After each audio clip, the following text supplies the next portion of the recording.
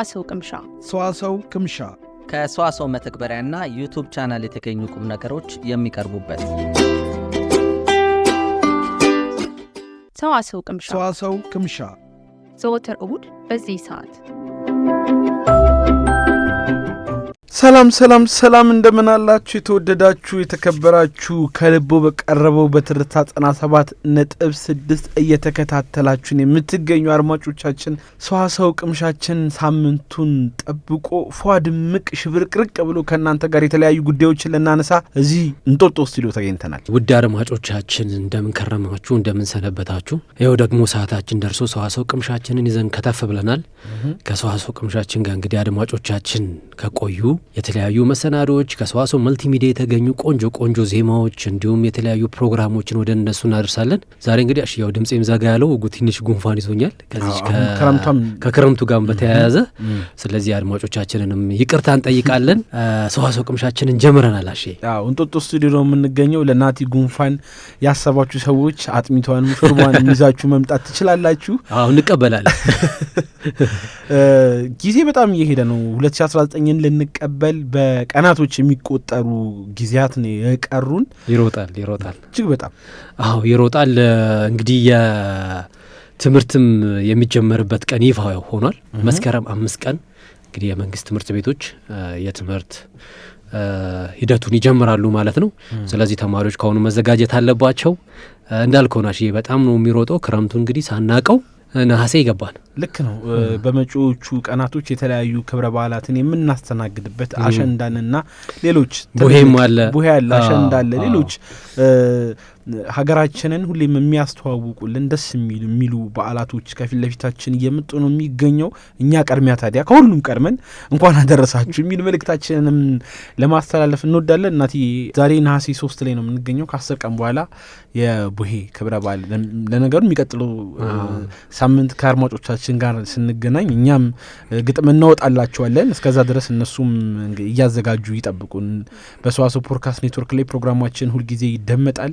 እዛ ላይ ሀሳብ አስተያየቶቻቸውን ሊሰጡን ይችላሉ። ከዛ በኋላ ደግሞ አሁን በድምቀት የሴቶቹ በዓል ይሄ አሸንዳ በዓልም በታላቅ ድምቀት የሚከበርበት ቀናት በጣት የሚቆጠሩ ቀናት በኋላ ይከበራሉና እንደው የተለየ ትዝታ ካለ ከዚህ ከቡሄና ከአሸንዳ ጋር በተያያዘ እንደው ያው ይኖራል እንጂ ቡሄን ማን ያልጨፈራል ብለ ነው። ቡሄ ስትጨፍር እንግዲህ የራሱ የሆነ የልጅነት ትዝታዎች አሉ አይደለ? የነሐሴ ወር ከዚህ ከክረምቱ ወደ በጋ ወይም ደግሞ ወደ መስከረም የምንሸጋገርበት ወቅት ነው። የትምህርት ጊዜ የሚደርስበት ነው።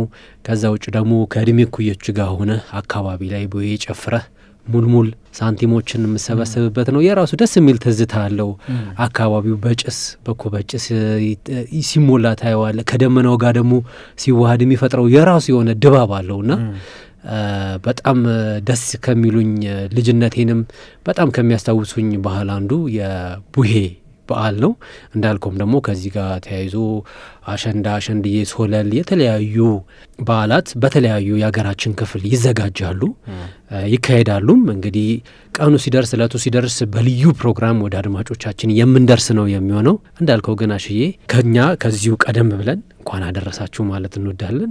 እንግዲህ ከልጆች ጋር ስትጨፍር ምን አይነት ትዝታ አለ ላልከኝ፣ ያው ብዙ ጊዜ በውሻ የምንሯሯጠው ነገር በጣም ትዝ ይለኛል። እንዳንተው እዛ ቤት ሄደን መጨፈር ሳንቲሟ ጥሩ ነች። ካስታወስክ ደግሞ ትንሽ የብረት በር ያለው ግቢ ከሆነ ሽልማቷም ትንሽ ከፍ ትላለች። ውሻ ቢኖርም ግን ለሽልማቷ ስንል ደፈር ብለን እንሄዳለን።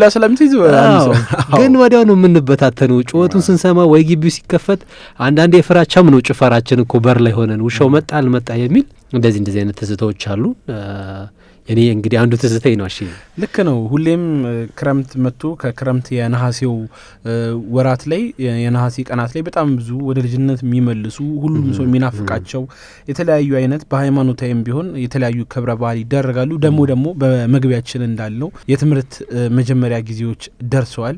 ከትምህርት ጋር ተያይዞ ደግሞ የተለያዩ የትምህርት ቁሳቁስ የሚያስፈልጋቸው ምናልባት ለእኔ ይሁን አልገባኝም፣ ድሮ ላይ የትምህርት ቁሳቁስ የሚያስፈልጋቸው ግን ደግሞ አቅሙ ያላገኙ የተለያዩ ሰዎች የሚታገዙባቸው የተለያዩ ምናልባት አሁን መንግስትም ከዚህ ከምገባና ከትምህርት ከዩኒፎርም ጋር ምናምን በተያያዘ ያለውን ጉዳይ ማስቀረት የቻለ ቢሆንም አንዳንድ ሰዎች አንዳንድ ሌሎች ግን እንደዚህ አይነት ጉዳዮች ላይ የተጎዱ ማግኘት የሚያስፈልጋቸው ሰዎች አሉና ምናልባት በመንገር ላይ አድማጮቻችን እያደመጣችሁን የምትገኙ በጣም ትምህርት ቤት ልክ ሲከፈት ልክ እንደናንተ ልጆች ደግሞ ትምህርት ማግኘት ያለባቸው ልጆች የተለያዩ ቁሳቁስ የሚያስፈልጋቸው ልጆች ግን ደግሞ ያንን ቁሳቁስ ማግኘት የማይችሉ መሰረታዊ የሚባሉ ነገሮችን ላያገኙ የሚችሉ በጣም ብዙ ልጆች አሉና እነሱን እያሰባችሁ ካህኑ ቅድመ ዝግጅት ብታረጉና ያላችሁን የማካፈሉ ነገር ቢኖር ሀገር ተባብረን ነው እዚህ የደረስነው። ኢትዮጵያዊነት ደግሞ ሁሌም መተባበር መተጋገዝ ነውና ይህንን ከግምታችሁ ውስጥ በልባችሁ አኑራችሁ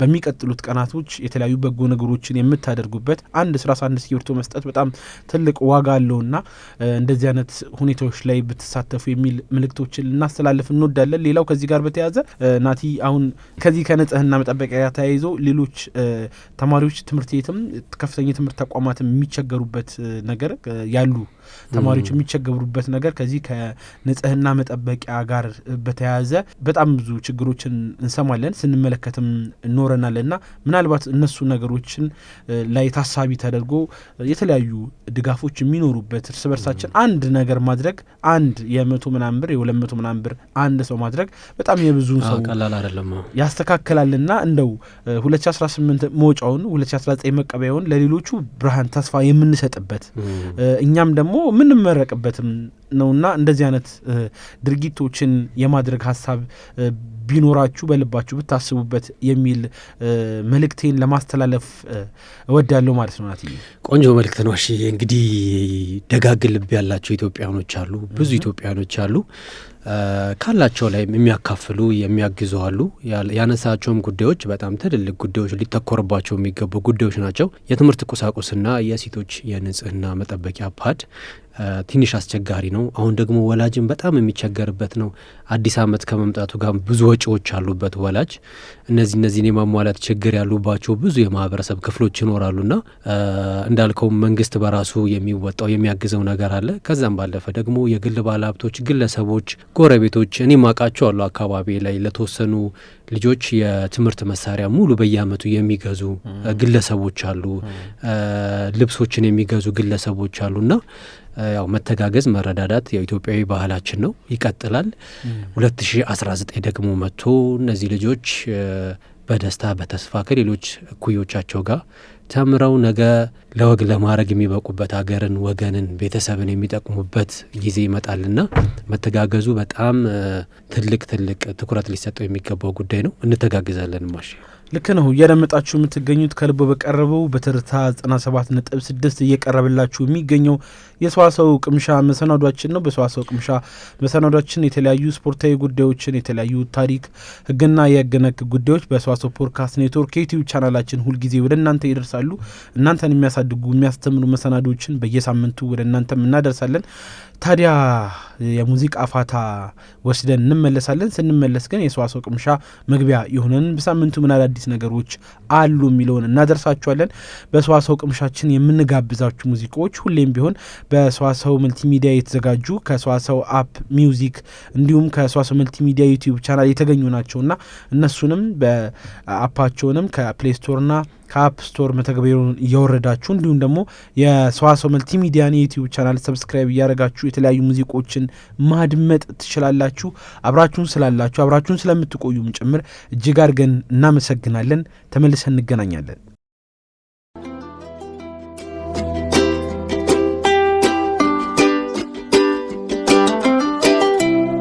ተመልሰን መተናል። በሳምንቱ ምን አዳዲስ ጉዳዮች ነበሩ? ናትዬ ይቀጥላል። እንግዲህ በዚህ ሳምንት የተለያዩ ኩነቶች በሀገራችን ተከናውነው ነበረ። ከነዚህ መሀል እንግዲህ የመጽሐፍ ምርቃት አንዱ ነበረ።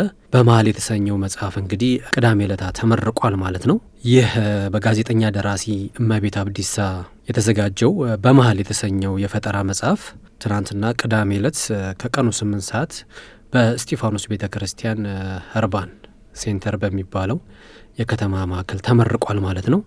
በምረቃ ስነ ስርዓቱ ላይም የደራሲዋ እንግዶች፣ ወዳጆችና የስነ ጽሁፍ አፍቃሪያን ተገኝተዋል። የመጽሐፍ ዳሰሳና ሌሎች ልዩ ልዩ የስነ ጽሁፍ መሰናዶችም ተካሂደዋል ማለት ነው። እመቤት አብዲሳ ጅግሳ ከተማሪነት ዘመኗ ጀምሮ እንግዲህ ለቃላትና ለሀሳብ ያላት ፍቅርን በማዳበር ወደ ጽሁፍ ዓለም የገባች ጋዜጠኛ መሆኗም ይታወቃል። በጋዜጠኝነት በቴሌቪዥን ሚዲያና በኮሚኒኬሽን ዘርፍ ያካበተችውን ልምድ በመጠቀም በርካታ ማህበራዊና ባህላዊ ጉዳዮችን የሚዳሱ ስራዎችንም ለአንባቢዎች እንዲሁም ለተመልካቾች ስታቀርብ የቆየች ጋዜጠኛ ነች። ይህ እንግዲህ በመሀል የተሰኘው መጽሐፍ 195 ገጾች ያሉት ሲሆን 14 አጫጭር ታሪኮችንና 43 ግጥሞችን ያካተተ መጽሐፍ ነው። መጽሐፉም እንግዲህ በአሁኑ ሰዓት በገበያ ላይ በ450 ብር እየተሸጠም ይገኛል ማለት ነው። እንግዲህ በቅርቡም በንባብ ሕይወት ኤግዚቢሽን ላይ ለአንባቢዎች የቀረበው መጽሐፏ የደራሲዋን የጽሁፍ ብቃትና የፈጠራ ክህሎትም የሚያሳይ እንደሆነም ታይቷል። ስለዚህ መጽሐፍ ወዳጆች በመሀል የተሰኘውን መጽሐፍ እንድታነቡ በፕሮግራማችን ስም እንጋብዛለን። እሺ ልክ ነው። ባለፈው ሳምንት ስናነሳ ነበረ የዚህ የማህበራዊ ሚዲያው ተጽዕኖ አንዳንድ ጊዜ አንባቢያንን አላጠፋቸውም፣ ደራሲያንም ደግሞ ተነሳስተው እንዲጽፉ እያደረገ ነው እያልን ነበረ። ይሄኛው ክረምት ደግሞ እጅግ በጣም ብዙ መጽሐፍቶች የወጡበት፣ ብዙ አንባቢያንም ለመጽሐፍ ሲሻሙ፣ መጽሐፍን ሲገዙ፣ ሲገበያዩ፣ ሲያነቡ፣ ሲጽፉ፣ ሂስ ሲሰጡ የተመለከትንበት አመትና ክረምት ነው እና እጅግ በጣም ይበል የሚያሰኝ ደስ የሚል ነገር ነው። ሌሎች በሚቀጥሉት ጊዜያትም ብዙ መጽሐፍቶችና ብዙ ደራሲያን ብዙ አንባቢያንም እንደሚፈጠሩ ተስፋለን። ከዚሁ ጋር በተያያዘ ደግሞ ሌላ የመጽሐፍ ምርቃት አለ። በደራሲ ዶክተር ኢዮስያስ እሱ እንዳለ የተሰናዳው ይህ አጓጊ ስራ በኢትዮጵያ ማህበራዊ ታሪክ ውስጥ ባለ እጆች እየተባሉ የሚጠሩትን የቤተ እስራኤላውያንን ማህበረሰብ ህይወት የደረሰባቸውን ማህበራዊ ጫናና የማንነት ጥያቄ በልብ ወለድ መዋቅር ውስጥ ፈትሾ ያቀረበ መጽሐፍ ነው። የመጽሐፉ ደራሲ በዶክትሬት ወይም ፒኤችዲ ጥናታቸው ላይ ተመርኩዘው ነው ይህንን መጽሐፍ ያዘጋጁት። ታሪኩ ከአዲስ አበባው ቀጨኔና ጉለሌ ሰፈሮች ተነስቶ እስከ መርሃ ቤቴ ድረስ የሚዘልቅ ታሪክ ያለው መጽሐፍ ነው። በዘመናዊ እውቀት የሰለጠነው አባተ የተባለ ወጣት ምሁር የሚያደርገውን ውስጣዊ የማንነት ፍለጋ፣ የቀጨኔ ምኩራብ አምልኮና የታሪካዊውን ዘመቻ ሙሴ ምስጢራዊ የስደት ውጣ ውረዶችን በከፍተኛ የታሪክ መረጃዎች አስደግፎ ያቀረበ መጽሐፍ ነው። በምርቃቱ ስነ ስርዓት ላይ ደራሲው የወላጆቻቸውን የ55 ዓመት የጋብቻ ዘመንም በካባ በማልበስ ያከበሩ ሲሆን መጽሐፉ የአባቢተውና የባለቤታቸው የ60 ዓመታትን የትዳር ጽናት፣ ባህላዊ የእራት ማዕድ ስርዓትና ጠንካራ የማህበረሰብ እሴቶችንም አጉልቶ ያሳያል። በተጨማሪም አባተ ከአውቶቡስ ጉዞ ላይ ከተዋወቃት ሰላም ከተባለች ነርስ ጋር ያሳለፈውን ጥልቅ የፍቅር ታሪክም ያካተተ መጽሐፍ ነው። የመጽሐፉ የቋንቋ አማካሪ ዶክተር ዘላለም ግርማ እንደገለጹትም ስራው የቆየው የአዲስ አበባ ሰፈር ድባብና ህያው የቋንቋ ዘይቤ በከፍተኛ ጥራት የጠበቀ የፍትህ፣ የፍቅር፣ የጽናት መገለጫ የሆነ ታሪክ እንዳለውም ተናግረዋል። መጽሐፉም እንደ ፈላሻና ካይላ ያሉ ስሞች ለዘመናት እንዴት እንደ ስድብ ያገለግሉም እንደነበር በመተንተን በማህበረሰቡ ላይ የደረሰውን የስነ ልቦና ጠባሳ በግልጽም ያወጣል። በምርቃት መርሃ ግብሩ ላይ ለማህበረሰቡ ትልቅ አስተዋጽኦ ያበረከቱት ታዋቂ ግለሰቦች የተገኙ ሲሆን ከእነሱ መካከል ደራሲና ገጣሚ ከፈለኝ ዘለለው፣ መጋቢ ዶክተር ስለሺ ከበደ፣ የሕክምና ድጋፍ አስተባባሪዋ ወይዘሮ ዘነበችና የማህበረሰብ ተወካዩ አባ እሸቱም ይገኙበታል። እንዲሁም በልማት ስራዎች የተሰማሩት አቶ ሰለሞን አሰፋ፣ መጋቢ ደምስ ማሙና የሰሊዮም ድርጅት መስራች ወጣት ሚኪያስ ለገሰም በምረቃው ላይ ታደመዋል ማለት ነው። የጽሁፉ ገምጋሚዎች እንዳመለከቱት መጽሐፉ እውነተኛ ታሪክን ከልብ ወለድ ትረካ ጋር አዋህዶ ማቅረቡ ለአንባቢ ሳቢና ቀልብ ገዥም እንዳደረገው ገልጸዋል። ጸሐፊውም በማህበረሰባዊ መገለልና በማንነት ክፍፍል ላይ የነበረውን አመለካከት በመቃወም በእውቀትና በጽናት ላይ የተመሰረተ ማህበራዊ ፍትህ እንዲሰፍን ጥሪም አቅርቧል። በአጠቃላይ እንግዲህ ከምኩራቡ በስተጀርባ የተሰኘው መጽሐፍ ለዘመናት ተሸፍነው የቆዩ ታሪካዊ እውነታዎችን፣ የስደት ጉዞዎችና የማህበረሰቡን ሃይማኖታዊና ባህላዊ አደራ ለትውልድ የሚያስተላልፍ ውድ ቅርስ ሆኖ ለአንባቢያም ተበርክቷል ማለት ነው። ይህም እንግዲህ አንዱ በዚህ ሳምንት ከተመረቁ ለአንባቢያን ከቀረቡ መጽሐፍ አንዱ ነው። በጣም ጥሩ መረጃዎችን አነሳልን ናትዬ። በዚህ ሳምንት ሌሎች የተሰሙ ጉዳዮችም አሉ። በተለይ ደግሞ ብዙዎችን ያስገረመው ጉዳይ የጠላ የጠጅና ያረቄ ተጠቃሚዎች ቁጥር በመጨመሩ እጅግ በጣም እንደ ጥናትም ብዙዎችን ያስገረመ ጉዳይ ነው። ባህላዊ መጠጥ ላይ እጅግ በጣም የተጠቃሚዎች ቁጥር መጨመሩ ተነግሯል። በፋብሪካ የሚመረቱ አልኮሎችና ትንባሆ ላይ የኤክሳይዝ ታክስ መጣል የምርቶቹን ዋጋ እንዲጨምር በማድረጉ እንግዲህ የምርቶቹ ተጠቃሚዎች ቁጥር መቀነሱን ጥናቶች ማሳየታቸውን የተነገረው። በሌላ በኩል ግን ጠጅ፣ ጠላ፣ አረቄ የመሳሰሉ ምርቶች ግን ተጠቃሚያቸው መብዛቱን በጥናቱ ግኝት ተጠቅሷል። እንግዲህ ያው የኑሮ ውድነት ያው ወጪና ገቢ ካልተመጣጠነ ቀነስ ወደሚለው ነው ሰውም ትኩረት የሚያደርገውና ያው ወደ ባህላዊ መጠጦች እንግዲህ ወደ ባህላዊ መለስ ተብሏል። ይህን ጥናት ያጠናው በጤናው መስክ ጥናትና ምርምሮችን የሚያካሂደው ፍኖት የተሰኘ ድርጅት ነው። ታዲያ ድርጅቱ ይህንን ጥናት ይፋ ያደረገው ከ6 ዓመት በፊት በአልኮል እንደዚሁም በትንባሆ ላይ የተጣለውን የኤክሳይዝ ታክስ ምን ውጤት እንዳመጣ በተለያዩ የክልል ከተሞች ላይ ያካሄደውን ዳሳይ ጥናትን በመመርኮዝ ነው። ታዲያ በዚህ በአልኮል በትንባሆ ምርቶች ላይ የተጣለው የኤክሳይዝ ታክስ ተጠቃሚዎችን ቁጥር ከ10 እስከ 20 በመቶ እንዲቀንስ አድርጓል ሲሉ ነው የጥናቱ ተመራማሪዎች ውጤቱን የገለጹትና ብዙዎችን ያስገረመም በዚህ ሳምንት ከተሰሙ ጉዳዮች መካከል አንደኛው ይሄ ነው። የጠላ የአረቄ እንደዚህም የጠጅ ገበያ ደርቷል እያልክ ጥናቱ እንደዛ ይላል። ሌላው ወደ ሀገረ ዱባይ ነው የምንሄደው። በዱባይ እንግዲህ ታዋቂ ሮቦት ነው ቡሱናይዳ ይባላል። ከሞዛ ከተባለ ሌላ የሮቦት ጋር ጋብቻ እንደፈጸመ ነው የተሰማው። የሮቦት ጋብቻ በተለይ በዚህ በተባበሩት አረብ ኤምሬትስ አዳዲስ ሁሌም የቴክኖሎጂ ፈጠራዎች ከባህል ጋር አዋህዶ በማቅረብ የመነጋገሪያ ነጥብ መሆን በጣም የተለመደ ጉዳይ ነው ናትዬ። ታዲያ አሁንም በዱባይ ከፍተኛ ተወዳጅነትን ያተረፈው ይሄ ቡሱናይዳ የተሰኘው ሰው መሰል ሮቦት ሞዛ ከተሰኘችው አጋር ሮቦት ጋር በባህላዊ መንገድ የጋብቻ ስነስርዓታቸውን መፈጸማቸውን የሚያሳይ አዝናኝ ይዘት በማህበራዊ ሚዲያ ላይ ተለቆ ስንመለከት ነበረ። ታዲያ በዚህ በሰርጉ ስነስርዓት ላይ ብዙ እንግዶች ተገኝተው ነበረ። ምግብና መጠጥም ቀርቧል። ርችትም ወደ ሰማይ ተተኩሶ ምስሎችን ስንመለከት ነበረ። ታዲያ የተለቀቀው ቪዲዮ በአጭር ሰዓት ውስጥ በሚሊዮን የሚቆጠሩ እይታዎችን እንደዚሁ ማስተያየቶችን ማግኘቱን ጭምር ነው እየተመለከት ነው። የሰው ሰራሽ አስተውሎት ውጤት የሆኑት እነዚህ ሮቦቶች ባህላዊ የሰርግ አልባሳት ለብሰው አጊጠው ደምቀው በሙሽሮች ወንበር ላይ ተቀምጠው ለተመልካቾችም ልዩና ማራኪ የሆነ እይታ ነበራቸው። ታዲያ ከክስተቱ አዝናኝ ከመሆኑ ባሻገርም ሰው ሰራሽ አስተውሎትና የሮቦቲክስ ቴክኖሎጂ በሰው ልጅ የዕለት ተዕለት ህይወት ላይ እንደዚሁም በማህበራዊ ግንኙነት ውስጥ ምን ያህል ሚና እንዳለው አዲስ መነጋገሪያ ርዕስም የፈጠረ ጉዳይ ነው። ታዲያ ዱባይ የላቀ ቴክኖሎጂን ከራስ ባህልና ከህዝብ መዝናኛ ጋር አዋህዳ በማቅረብ ከፍተኛ የሆነ ግንባር ቀደምነትን ማሳየቷም ጭምር ነው የተገለጸው። የሚገርም ነው። አቧራው ጨሰ ተብሏል ማለት ነው ሰርጉ ላይ። አንዳንዴ እንዳልኩ ነው ያው ብዙ ጊዜ እምልሃለሁ ትኩረት ለመሳብ ወይም ደግሞ ሚዲያ ላይ ለመታየት የሚፈጥሯቸው አንዳንድ ነገሮች ትንሽ አወዛጋቢ ናቸው። ያው የሮቦት ጋብቻ የሰው ልጅ ህይወት ላይ የሚያመጣው ብዙም ለውጥ የለም። ነገር ግን እንደ አጀንዳ ተይዞ ጋብቻቸው እንደዚህ በደመቀና በአማረ ሁኔታ መከበሩ ደግሞ በራሱ አስገራሚ ነውና ቀጣይ ወለደ ይሉናል። ወልደዋል ክርስትና ማለታቸው አይቀርም በዚሁ ከቀጠለ። አድማጮቻችን ያላችሁት በትርታ ኤፍኤም 97.6 ላይ ሰዋሰብ ቅምሻ ፕሮግራማችን ላይ ነው።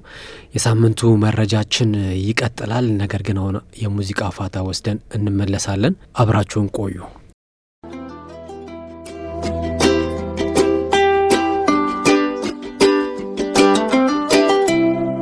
እነዚህ ታላላቅ የፊልም ሰዎች ዝና፣ ዕውቅናንና ገንዘብን ያገኙበትን ግዙፉን የሆሊውድ የፊልም ኢንዱስትሪ ትተው ብዙ ተግዳሮት ወዳለውና አድካሚ ወደ ሆነው ፖለቲካ መግባት ለምን አስፈለጋቸው?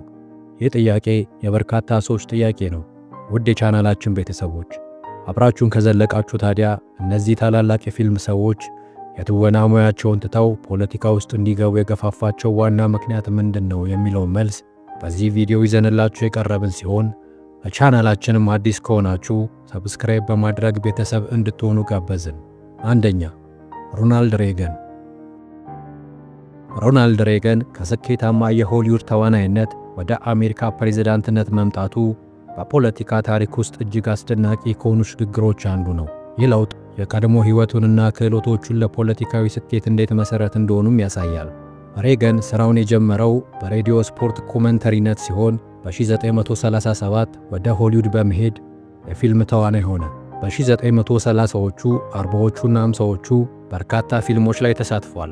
ፊልም የመስራት በተለይም ትዕይንቶችን ውጤታማ በሆነ መንገድ ወይም ስክሪንፕሌይ በማደራጀት ጥበብን በሚገባ ተምሯል። ይህ ችሎታው በፖለቲካዊ ሕይወቱ ውስጥ በደንብ ተጠቅሞበትም ነበር። ከትወና ሕይወቱ ጎን ለጎን ሬገን በፖለቲካዊ እንቅስቃሴዎች ውስጥ መሳተፍ ጀመረ። ከ1947 እስከ 1952 ባለው ጊዜ ውስጥ የፊልም ተዋናዮች ማኅበር ፕሬዝዳንት ሆኖም አገልግሏል። በዚህ ሚናው የሠራተኞች አለመግባባትን በመፍታትና የተዋናዮችን መብት በማስጠበቅ ላይም ተሳትፏል። በተለይም በማኅበሩ ውስጥ የኮሚኒስት ተጽዕኖን በመዋጋት ረገድ ጠንካራ አቋም ነበረው። ይህም ቀደምት የወግ አጥባቂነት ዝንባሌም የሚያሳይ ነበር። ምንም እንኳን መጀመሪያ ላይ የዲሞክራቲክ ደጋፊ የነበረ ቢሆንም የፖለቲካ አመለካከቱ ቀስ በቀስ ወደ ወግ አጥባቂነት እየተለወጠም መጥቷል።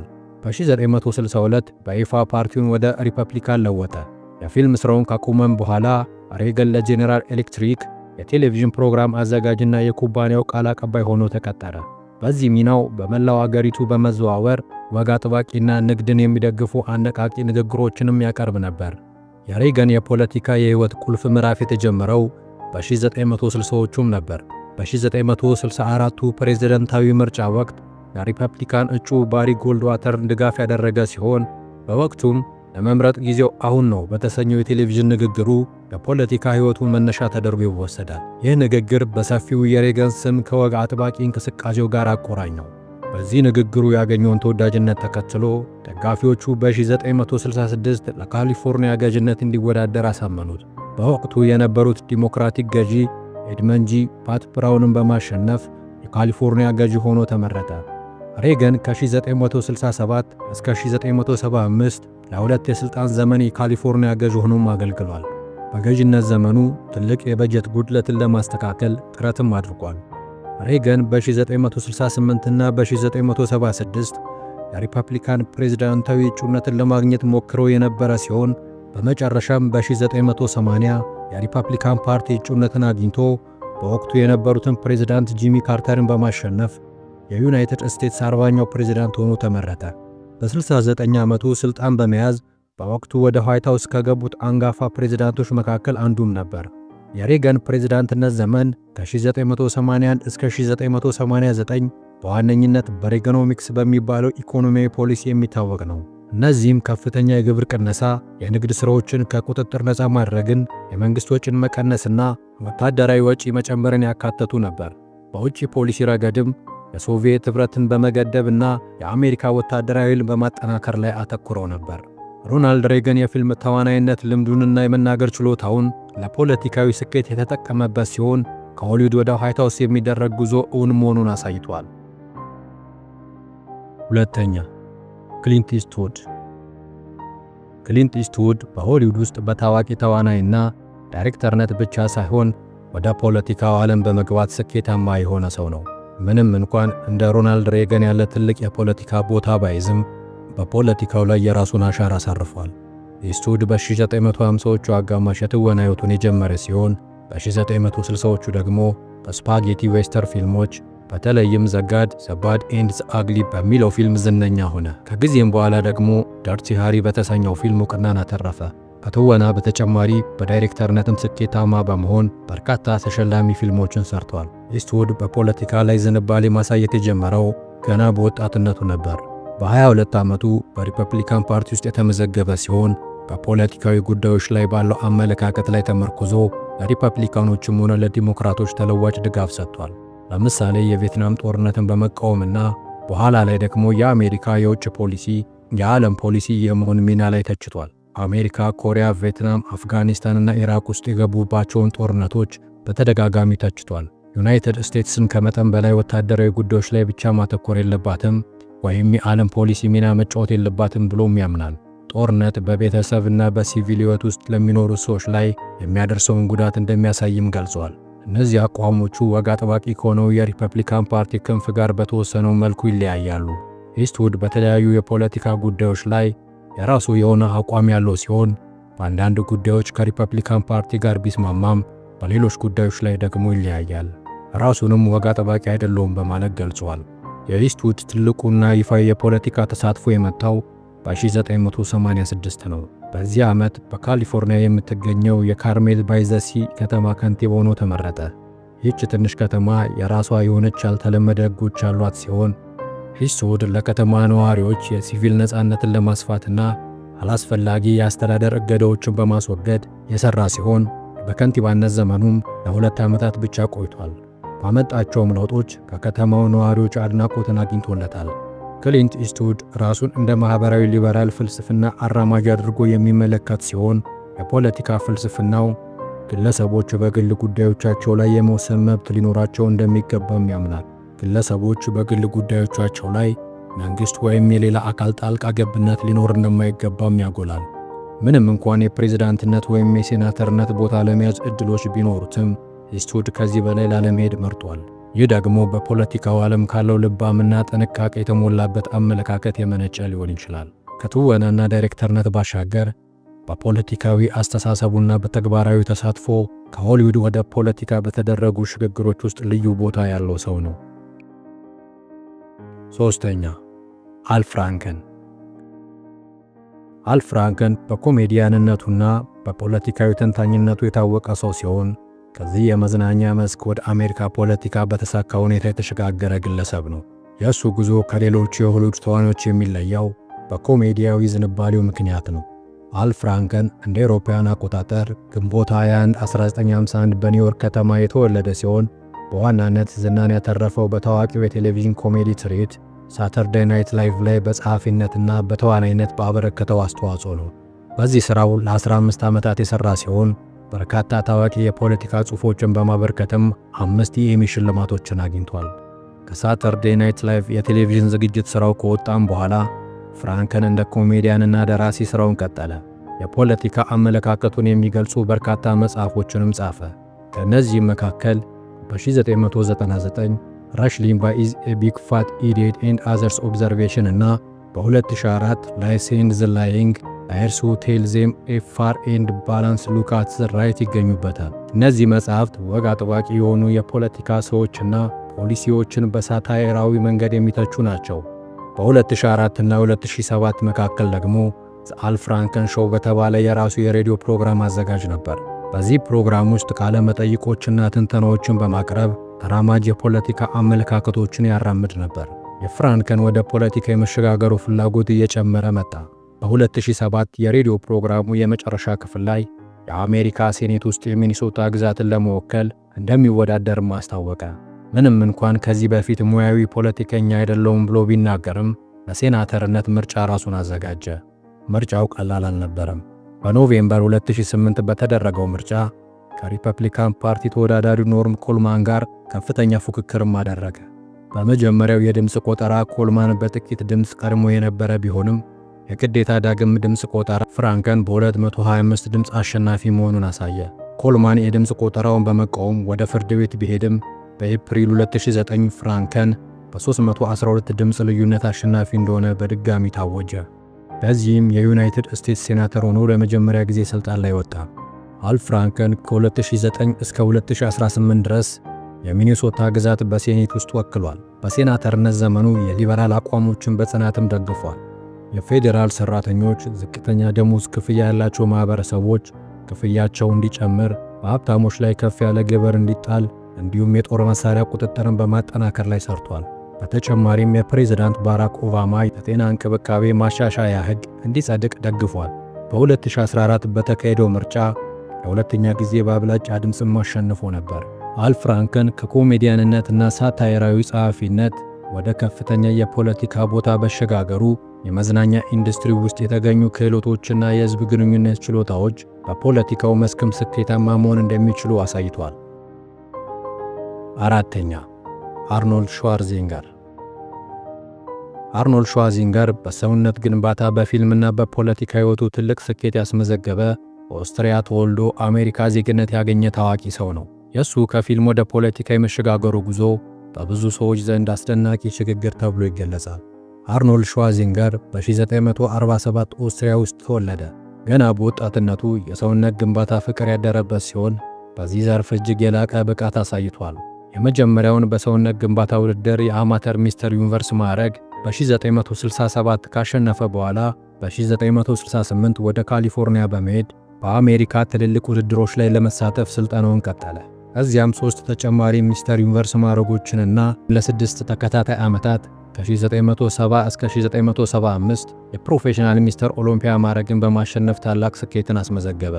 በ1980 ጡረታ ከወጣ በኋላ እንደገና ተመልሶ በመወዳደር ሚስተር ኦሎምፒያ በመሆን የሰውነት ግንባታው ዓለምን አስደንግጧል። በዚህ ሁሉ ጊዜ ሽዋዚንገር የልጅነት ህልሙ የነበረውን በፊልሞች ላይ የመተወን ፍላጎትንም አሳክቷል። ምንም እንኳን የመጀመሪያ ፊልሙ በ1970 የተሰራው ሄርኩለስ ኢን ኒውዮርክ ብዙም ስኬታማ ባይሆንም በ1977 በተሰራው ፓምፒንግ አይረን በተባለው ዘጋቢ ፊልም ላይ ያሳየው ተፈጥሯዊ ችሎታውና ቀልዱ ጎልቶ እንዲታይ አድርጎታል። ይህም በ1982 የተለቀቀውን ኮናን ዘ ባርቤሪያን በተሰኘው ፊልም ላይ የትወና ችሎታው እንዲወጣ አድርጎታል። በጄምስ ካሜሮን በተዘጋጀው ዘ ተርሚኔተር ፊልም ላይ ዓለም አቀፍ ኮከብ የሆነ ሲሆን ከዚያም በኋላ እንደ ፕሬዴተር፣ ቶታል ሪካል፣ ኪንደርጋርተን ኮፕ እና ትሩ ላይስ ባሉ በርካታ የተሳካላቸው የድርጊት ፊልሞች ላይም ተሳትፏል። ሽዋዚንገር በ1983 የዩናይትድ ስቴትስ ዜግነት ያገኘ ሲሆን በ1990ዎቹ ውስጥ በሪፐብሊካን ፓርቲ ውስጥ በክልልም ሆነ በአገር አቀፍ ደረጃ ንቁ ተሳትፎ ማድረጉን ቀጠለ። የፖለቲካ ፍላጎቱ እያደገም ሲመጣ በ2003 የካሊፎርኒያ ገዥነት ቦታ በድጋሚ ምርጫ ለእጩነት ቀረበ። የፊልም ዝናውና ሰፊው ሕዝባዊ ዕውቅናው ለፖለቲካዊ ምኞቱ ትልቅ አጋዥ የሆነለት ሲሆን የምርጫ ዘመቻውም በብዙዎች ትኩረትን የሳበ ነበር። በመጨረሻም የካሊፎርኒያ 38ኛው ከንቲባ ሆኖ ተመረጠ። ሽዋዚንገር ከ2003 እስከ 2011 ባለው ጊዜ ውስጥ የካሊፎርኒያ ገዢ ሆኖ አገልግሏል። በስልጣን በቆየባቸው የመጀመሪያ ዓመታት ውስጥ የፋይናንስና የበጀት ማሻሻያዎችን ለማድረግ ጥረትም አድርጓል። ምንም እንኳን አንዳንድ እርምጃዎቹ ተቃውሞ ገጥሟቸው የነበረ ቢሆንም በ2006 ደግሞ ለሁለተኛ ጊዜ ተወዳድሮ ምርጫን በማሸነፍ ተመረጠ። በገዥነት ዘመኑ በተለያዩ ጉዳዮች ላይ ተግዳሮት ቢገጥሙትም በተለይ በአካባቢ ጥበቃ ጉዳዮች ላይ ጉልህ ስኬቶችን አስመዝግቧል። ከነዚህም ውስጥ በካሊፎርኒያ የግሪንሃውስ ጋዝ ልቀትን ለመቀነስ ያለመ ታሪካዊ ሕግን ማጽደቅ ይገኝበታል። የመንግሥት የበጀት ቀውስን ለመፍታትም የተለያዩ እርምጃዎችን ወስዷል። አርኖልድ ሽዋዚንገር ከኦስትሪያ የመጣ የሰውነት ገንቢ ሕልሙን ተከትሎ በሆሊውድ ዓለም አቀፍ ኮከብ በመሆን ከዚያም የአሜሪካን ትልቁን ግዛት ካሊፎርኒያን በመምራት የፖለቲካ ሥልጣን ላይ በመውጣት እጅግ ያልተለመደና ስኬታማ የሆነ ሽግግርንም አድርጓል። የእሱ ታሪክ የትወና ዝና ለፖለቲካዊ ስኬት መነሳሳት ሊሆን እንደሚችል ከሚያሳዩ ምርጥ ምሳሌዎች አንዱ ነው። 5ኛ ዶናልድ ትራምፕ። ዶናልድ ትራምፕ እንደ ሮናልድ ሬገን፣ አርኖልድ ሽዋዚንገር፣ ክሊንትስ ኢትስውድ እና አል ፍራንከን ካሉ ሰዎች በተለየ መንገድ ወደ ፖለቲካ የመምጣት ታሪክ በዋነኝነት ከንግድ ሥራ ስኬቱ፣ በሚዲያ ባገኘው ዝናና ከብዙ ዓመታት የፖለቲካ ፍላጎቱ ጋር የተያያዘ ነው። ዶናልድ ትራምፕ በዋነኝነት የሚታወቀው በሪል ስቴት ግንባታውና በቢዝነስ ማንነቱ ነው። ከ1971 ጀምሮ የአባቱን የሪል ስቴት ኩባንያ ተረክቦ ወደ ትራምፕ ኦርጋናይዜሽን የለወጠው ሲሆን በዚህም ሆቴሎች፣ ካሲኖዎች፣ የጎልፍ ሜዳዎችና ሌሎች ትልልቅ ግንባታዎችን በመስራት ትልቅ ስም አትርፏል። ከ1980ዎቹ ጀምሮ ስሙን ለበርካታ ሆቴሎች፣ ካሲኖዎችና ምርቶችን በመጠቀም ትራምፕ የሚለውን ስም የምርት ምልክት እንዲሆን አድርጓል። ከንግድ ሥራው ጎን ለጎን ትራምፕ በሚዲያ ላይ ከፍተኛ ተሳትፎ ነበረው። በ1990ዎቹ ውስጥ በተለያዩ የቶክ ሾው ፕሮግራም ላይ መደበኛ እንግዳ ነበር። እንዲሁም በበርካታ ፊልሞችና የቴሌቪዥን ተከታታይ ድራማዎች ላይ እንደ ሆም አሎን 2፣ ሎስት ኢን ኒውዮርክ እና ዞላንደር ባሉ ፊልሞች ላይ የአጭር መታያ ክፍሎች ላይ ተሳትፎ ያደረገ ሲሆን ሆኖም የእርሱ ትልቅ የሚዲያ ስኬት የመጣው በ2004 ነው። በ2004 ዘ አፕረንታይስ በተሰኘው የሪያሊቲ የቴሌቪዥን ትርኢት ላይ አስተናጋጅና ተባባሪ አዘጋጅ ሆኖ ብቅ አለ። በዚህ ትርኢት ላይ ተወዳዳሪዎች የትራምፕን ኩባንያዎችን ለማስተዳደር በሚችሉበት ሚና ለመቀጠር በሚደረገው ውድድር ላይ ይሳተፉ ነበር። የትራምፕ ዩ አር ፋየርድ የሚለው ታዋቂ ሐረግ በዚህ ትርኢት አማካኝነት በሰፊው ታወቀ። እናም ተከታዩ ዘ ሴሌብሪቲ አፕረንታይስ የተባሉ የቴሌቪዥን ዝግጅቶች እጅግ ተወዳጅ በመሆናቸው ትራምፕን በአሜሪካ ማህበረሰቦች ውስጥ የታወቀ ሰው እንዲሆን አደረጉት። ይህ ትርኢት የንግድ ሥራው ዕውቀቱና የአመራር ብቃቱን ለብዙሃን እንዲያሳይ አግዞታል። ይህም ለቀጣይ የፖለቲካ ሕይወት መሠረት ጥሎለታል። ዶናልድ ትራምፕ ለፖለቲካዊ ያለው ፍላጎት አዲስ አልነበረም። ከ1980ዎቹ ጀምሮ አልፎ አልፎ ለፕሬዝዳንትነት ለመወዳደር ፍላጎት እንዳለው ሲገልጽ ቆይቷል። በ1987 እና በ2000 የፕሬዝዳንታዊ ምርጫ ላይ በመሳተፍ አስቦ የነበረ ቢሆንም በወቅቱ ብዙም ትኩረት ሳያገኝ ቀርቷል። በ2015 ግን ትራምፕ በይፋ ለ2016ቱ የአሜሪካ ፕሬዝዳንትነት ምርጫ እጩ እንደሚሆን አስታወቀ። የእሱ ዘመቻ ያልተለመደና አወዛጋቢ በሆነ ንግግሮቹና በሚዲያ በሚያገኘው ከፍተኛ ሽፋን ተለይቶ ይታወቃል። የሪያሊቲ ቴሌቪዥን ተሞክሮ፣ የሕዝብ ስሜትን የመረዳት ችሎታውና ቀጥተኛ የንግግር ስልቱ የፖለቲካ ዘመቻዎቹ ከሕዝቡ ከለመደው የተለየ አቀራረብ ነበር። ትራምፕ ፖለቲካ ውስጥ የገባው በአሜሪካ ላይ የነበሩትን ችግሮች ለመፍታት ባለው ራዕይና በአገሪቱ የፖለቲካ ስርዓት ላይ ባለው ቅሬታ የነበረ ሲሆን ራሱን የፖለቲካ ስርዓቱን ለሚጠሉ ሰዎች ድምፅ እንደሆነ አድርጎ በመቅረብ ከፍተኛ የሆነ ሕዝባዊ ድጋፍ አግኝቷል። ይህ ስራው ፍሬ አፍርቶ በመጨረሻም በ2016 የዩናይትድ ስቴትስ 45ኛው ፕሬዝዳንት ሆኖ እንዲመረጥ አስችሎታል። ዶናልድ ትራምፕ ከፊልም በተለየ ከሪያሊቲ ቴሌቪዥን ዝግጅት ወደ ፖለቲካ የመምጣት ታሪክ ከሌሎች ታዋቂ ሰዎች የተለየ ቢሆንም የሚዲያ ዝናና የንግድ ሥራ ስኬት ለፖለቲካዊ ምኞት እንዴት መንገድ ሊከፍት እንደሚችል ያሳያል። የእሱ ጉዞ የ21ኛው ክፍለ ዘመን ፖለቲካ እንዴት ከንግድና ከመዝናኛ ኢንዱስትሪ ጋር እየተዋደ እንደሆነ የሚያሳይ ጉልህ ምሳሌ ነው። ውድ የቻናላችን ተከታታዮች፣ ታላላቅ የፊልም ሰዎች የትወና ሙያቸውን ትተው ፖለቲካ ውስጥ እንዲገቡ የገፋፋቸው ዋና ምክንያት ምንድነው የሚለውን ወደ እናንተ አደረስን። እናንተም ለሰዎች አስተማሪ ነው፣ ቢቀርብ መልካም ነው የምትሉት መረጃ ካለ የአስተያየት መስጫው ላይ አስቀምጡልን። እንዲሁም እንደዚህ አይነት ቪዲዮ ለማግኘት በሰዋስው ፖድካስት ቻናል ሰዋስው ቲፕ በተሰኘ ፕሌሊስት ውስጥ በመግባት እንድትመለከቱት እንጋብዛለን። ለዛሬ አበቃን። ጤና ይስጥልን።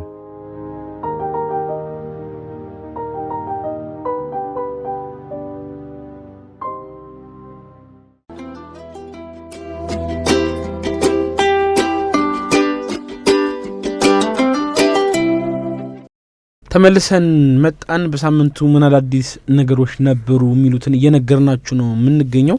አሁንም ቀሪ መረጃዎቻችንን እናደርሳችኋለን። አብራችሁን ስላላችሁ አብራችሁንም ስለምትቆዩ እጅግ አድርገን እናመሰግናችኋለን። የሆሊውዱ ስመጥር ተዋናይ እንዲሁም ዳይሬክተር ቤን አፍሊክ ሁላችንም የምናውቀው ነው። ልቤ ያለው አሁንም አፍሪካ ውስጥ ነው ይለናል። ይህ ተዋናይ እንግዲህ በውድድር ያሸነፈውን $1 ሚሊዮን በኮንጎ ለሚገኘው ተራድኦ ድርጅት ማበርከቱም ተሰምቷል። ቤን አፍሊክ በኤቢሲ የቴሌቪዥን ጣቢያ የሚቀርበውን ሁ ዋንትስ ቱ ቢ ኤ ሚሊዮነር ውድድር ላይ ተሳትፎ $1 ሚሊዮን ሽልማት በማሸነፉ ያንን ብር እንግዲህ ለእርዳታ ሰጥቷል ማለት ነው። ቤን አፍሊክ ከባልደረባው ጋር ሁሉንም ጥያቄዎች በትክክል ከመለሱ በኋላ አሸናፊም ሆነዋል። በውድድሩ ያገኙትንም $1 ሚሊዮን ሙሉ ሽልማት በዲሞክራቲክ ሪፐብሊክ ኮንጎ ለሚገኘው የእርዳታ ድርጅትም ማበርከታቸው ተወስቷል ማለት ነው። ቤን አፍሊክ ሙሉ ገንዘቡን በ2010 ራሱ ተባባሪ መስራች ሆኖ ላቋቋመው የበጎ አድራጎት ድርጅት አበርክቷል ማለት ነው። ድጋፉም በምስራቃዊ ዲሞክራቲክ ሪፐብሊክ ኮንጎ ለሚገኙ የእርዳታ ድርጅቶች መሰረታዊ አገልግሎቶች እንዲያገኙም ያደርጋል ብሏል። እንዲሁም ድጋፉ በአካባቢው በሰላምና ጸጥታ እንዲሁም በፍትህ ስርዓት ላይ ለሚሰሩ ተቋማት እንደሚውልም ተገልጿል። ያው ያገኛትን $1 ሚሊዮን እንግዲህ በእርዳታ መልክ ሰጥቷል ማለት ነው። እንዲህም አለ። ሌላው ደግሞ እንግዲህ ሰሞኑን የዚህ የፍልሰተኞች ወይም ከስደት ጋር በተያያዘ የተለያዩ መረጃዎችን እየሰማን ነው። ባሳለፍነው ሳምንት የምታስታውስ ከሆነ እንግዲህ ወደ 60,000 የሚጠጉ ስደተኞች በሞሮኮ በኩል አድርገው ወደ ስፔን ገብተው አውሮፓን ማጥለቅለቃቸው ሲወራ የነበረ ዜና ነው እና ይህኛው እጄ ላለው መረጃ ደግሞ በተቃራኒው ነው። እንግሊዞች ደግሞ ወደ አውስትራሊያ እየተሰደዱ ነው የሚል መረጃ ነው እጄ ላይ ያለው። ዘመናዊ የኢኮኖሚና የቴክኖሎጂ ድጋትን በመምራት የምትታወቀው እንግዲህ እንግሊዝ መሆኗ ይታወቃል። ወጣቱ ትውልዶቿ እንግዲህ በታሪክ ታይቶ የማይታወቅ አገርን ጥሎ ወደ ሌሎች ሀገራት ለመሰደድ መገደዳቸውንም ትልቅ መነጋገሪያ ሆኗል ማለት ነው። በተለይም እድሜያቸው ከ35 ዓመታት በታች የሆኑ ወጣቶች አገራቸውን በመልቀቅ ወደ አውስትራሊያ የሚያደርጉት ፍልሰት የብዙዎችንም ቀልብ መሳቡም ተነግሯል። በተያዘው የፈረንጆቹ ዓመትም አገራቸውን ለቀው ወደ አውስትራሊያና ወደ ተለያዩ የአውሮፓ ሀገራት የተሰደዱ ወጣቶች ቁጥር ከ79,000 በላይም ሆኗል ተብሏል። ከጊዜ ወደ ጊዜ እየጨመረው የመጣው የኑሮ ውድነት፣ የቤት ክራይና የፍጆታ እቃዎች ዋጋ መናር እንዲሁም የግብር ጭማሪዎች የወጣቱን ትውልድ ክፉኛ ፈትነውታል። በዚህም ወጣቶች በገዛ ሀገራቸው የተረጋጋ ሕይወትና ተመጣጣኝ ገቢ እንዳያገኙ እንቅፋት እንደሆነባቸውም የተነገረ ሲሆን አገራችን ለእኛ ለወጣቶች ምቹ ሀገር መሆን አቅቷታል። እናም ህልማችንና ስኬታችንን ለማሳካት ግዴታ ውቅያኖስ መሻገር ነበረብን ሲሉም ተናግረዋል። የወጣቱ ትውልድ ፍልሰት ለእንግሊዝ ኢኮኖሚና የማህበራዊ አገልግሎት ዘርፍ ትልቅ ስጋት መደቀኑንም ነው የተነገረው። እንግዲህ ቻልም ውጥንቅጧ ብዙ ነው። ግማሹ ወደ አውሮፓ ይሰደዳል፣ አውሮፓ ያለው ደግሞ ወደ ሌላ ሀገር ይሰደዳል እና አንደኛው መረጃው ይሄ ነው። እሺ መልካም ጥሩ መረጃዎችን አደራረስከን ናቲ። በሳምንቱ የነበሩ ጉዳዮች ምንድን ነበሩ ለሚለው ለአድማጮቻችን የተለያዩ ጉዳዮችን ከግራም ከቀኝም ከሀገር ውስጥም ከባህር ማዶም ወጣ ገባ እያልን አደራረስናችሁ። አሁን የሙዚቃ ፋታ እንወስዳለን። ከዛ ደግሞ ቆንጆ የሆነ መሰናዱን በሰዋሰው ፖድካስት ኔትወርክ የተዘጋጀ መሰናዱን ለአድማጮቻችን አድርሰን እንመለሳለን። በሰዋሰው ቀምሻችን የምንጋብዛቸው ሙዚቃዎች ሁሌም ከሰዋሰው አፕ ሚውዚክ የተገኙ ከሰዋሰው መልቲሚዲያ ዩቲዩብ ቻናል የተገኙ ናቸውና ቻናላችንን ሰብስክራይብ በማድረግ ቤተሰባችን እንድትሆኑ እየጋበዝን ከሙዚቃ ከፕሮግራም በኋላ ተመልሰን እንገናኛለን። አብሮነታችሁ አሁንም አይለየን።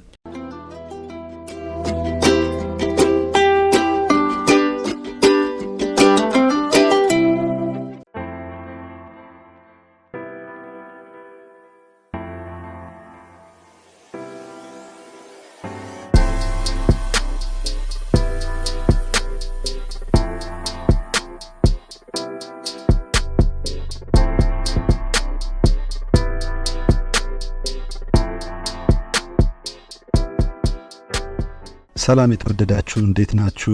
ሶሻል ፕላስ ፖድካስት ጀምሯል። እኔ ይመስገን መሳፍንት ነኝ።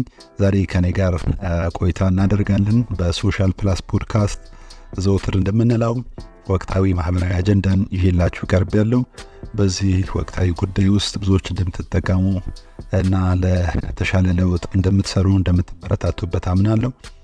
ከምንም በላይ ደግሞ እንግዲህ ወቅታዊ ጉዳይ እንደመሆኑ ወይም እያንዳንዱን የሰው ልጅ ምዕራፍ የሚነካ እንደመሆኑ ለወዳጅ ጓደኛችሁ እንዲማርበት፣ እንዲለወጥበት፣ እንዲሰራበት እንድትመክሩት፣ ይህንን እንድታሳዩት፣ ይህንን እንዲያደምጥ እንድትጋብዙ እጠይቃለሁ። ሶሻል ፕላስ ፖድካስት በሰዋሰው ፖድካስት የሚቀርብላችሁ ማህበራዊ አጀንዳዎች ነው ለእናንተ የሚያቀርብ ዝግጅት ነው።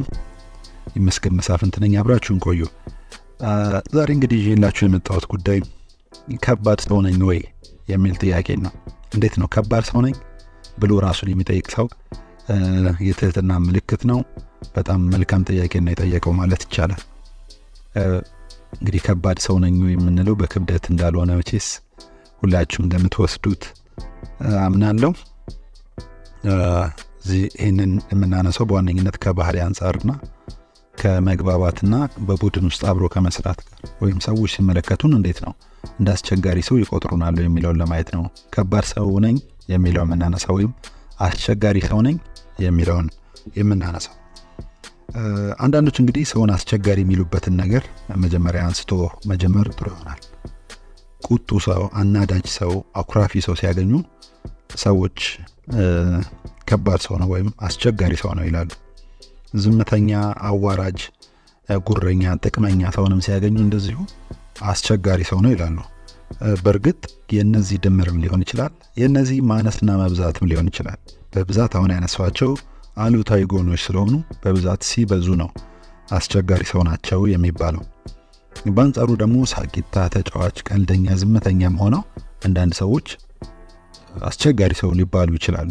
ምክንያቱም ካሉበት ማህበረሰብ ካሉበት ግንኙነት አንጻር ተናጋሪ ወይም አውትስፖከን የሆነ ዝምተኛ ሃምብል የሆነም ሰው የሚፈለግበት ሆኑ እነሱ በጣም ተጫዋች ሳቂታ ሲሆኑ ቀልደኛ፣ ቀልድ የሚያበዙ ተብለው ሊኮነኑ ወይም ሊገሰጹ እንደ አሉታዊም ጎን ሊታይባቸው ይችላል።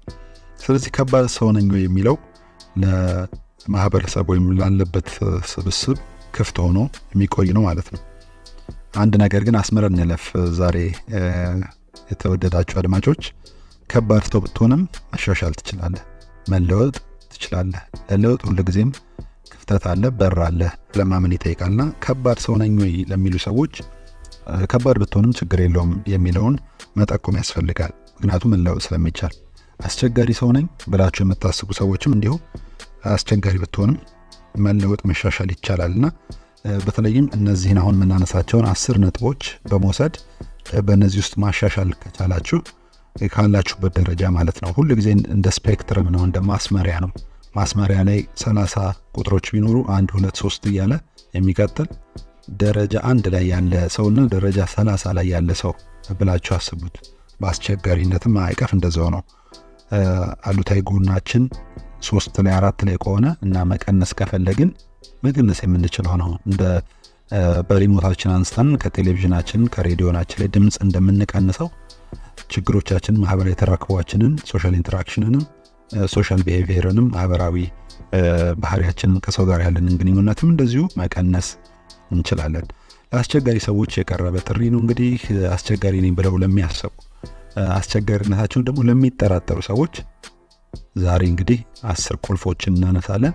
በ10ሩ ከግማሽ በላይ ያሉ ሰዎች አሳሳቢ ደረጃ ደርሰዋል ማለት ነው። ከዛ በታች ከሆኑ ደግሞ አሁንም እያሻሻሉ መሄድ ይችላሉ። አንደኛ፣ አንድ ሰው አስቸጋሪ ነው ወይ የምንለው ወይም ደግሞ ራሳችንን እንዳስቸጋሪ ወይም በአጠቃላይ ሳይኮሎጂስቶችም ተስማምተው አስቸጋሪ ሰው የሚሉት የመጀመሪያው ትኩረት ሳቢ ሰው ሲሆን ነው።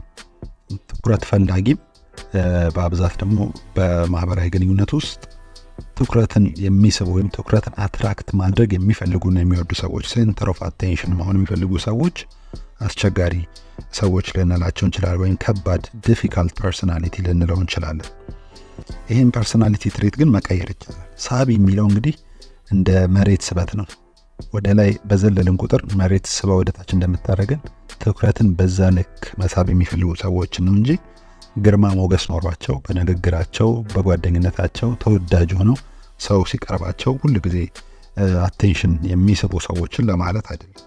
በአንጻሩ ግን ትኩረት ስቦ ለመታየት ለመግነንና ሰዎችን ባደር በሚያደርግ በጣም በሚነካና ሰዎች ያሉበትን ማህበራዊ ግንኙነት እያላቁ እያሳደጉ እንዳይሄዱ ከልካይ በሆነ ልክ ሴንተር ኦፍ አቴንሽን መሆን ትክክል አይደለም።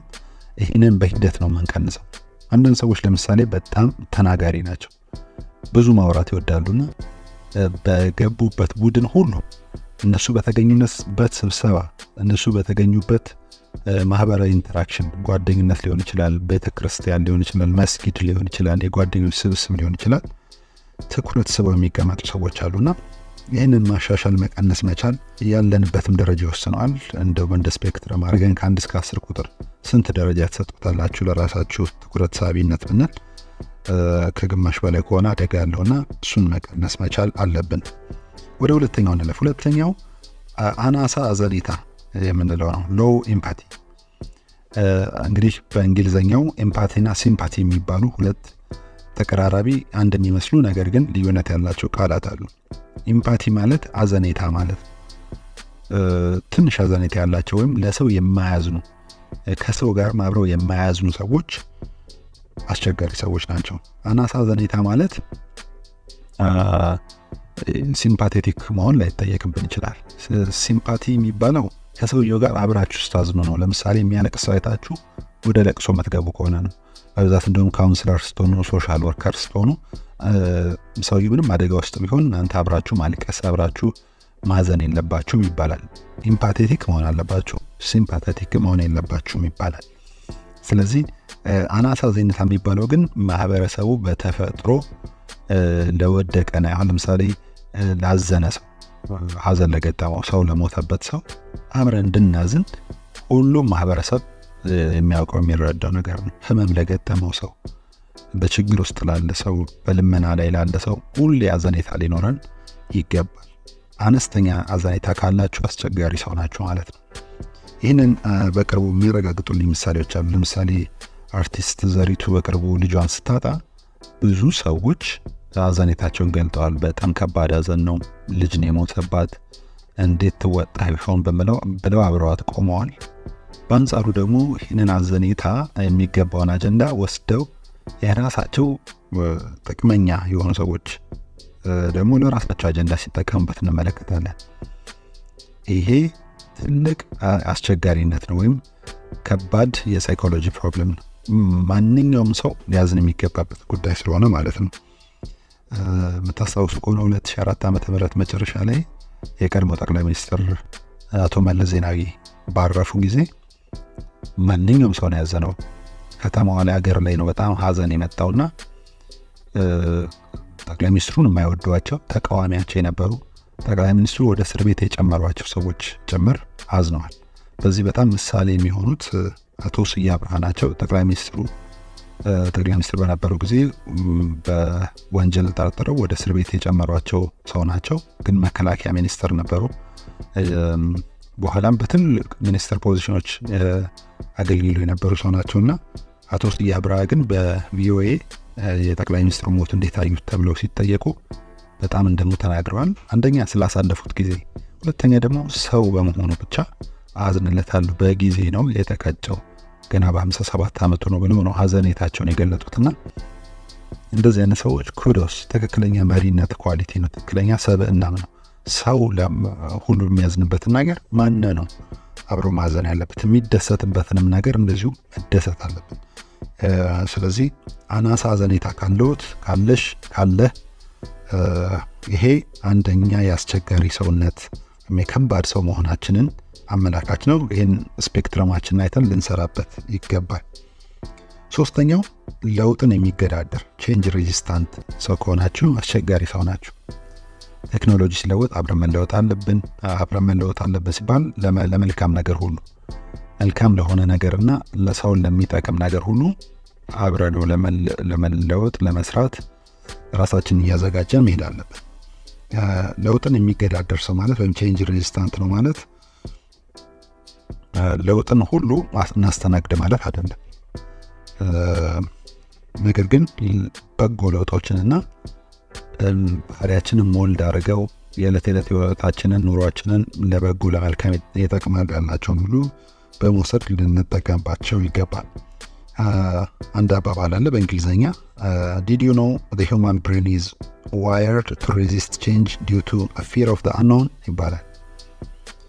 የሰው አእምሮ ሁሉ ጊዜም ለውጥን የሚገዳደረው የሚመጣው ዓለም ወይም የሚመጣው ጉዳይ አስቸጋሪ ሊሆናል ብሎ በመፍራት ነው እና ምን ይመጣል ቀጥሎ ከባድ ነገር ይመጣል ብሎ በማሰብ የያዙትን ነገር ይዘው መቆየት ይመርጣሉ። ለምሳሌ ነጭና ጥቁር ብቻ የሚያሳይ ቴሌቪዥን ነበረ። አሁን አዲስ ቴሌቪዥን መጣ። ከኋላው ከጀርባው ቦርጫም የሚባለው አይነት ቴሌቪዥን መጣ። በሂደት ደግሞ ጣፍጣፋ ቴሌቪዥኖች የመጡ ነውና ቀስ እያለ ግድግዳ ላይ ራሱ ቴሌቪዥን ልናይ እንችላለን።